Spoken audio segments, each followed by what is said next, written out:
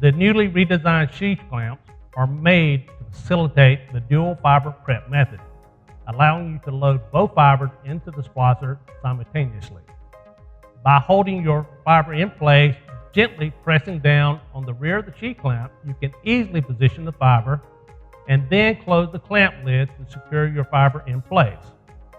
When using this method, you'll also have the option to synchronize the sheath clamps with the wind protector's opening and closing motion. Flip the switch on either side of the wind protector to engage or disengage each clamp. When engaged, the clamp opens whenever the lid is open and closes whenever the lid is closed.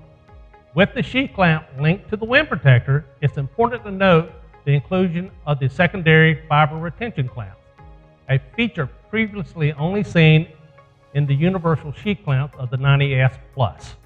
When in use, the secondary fiber retention clamp remains closed when a sheath clamp is open, flipping up and out of the way once the splice is lifted.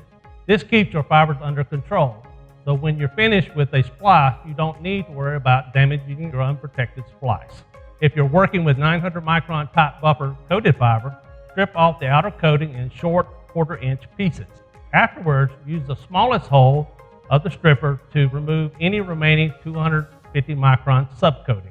If you're using 900 micron loose tube or furrication tubing, you will need to swap out your standard sheath clamps with loose tube compatible sheath clamp.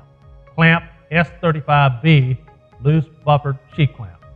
These clamps have a protrusion that securely holds fibers within its furrication tube, preventing sliding around as the splicer handles it.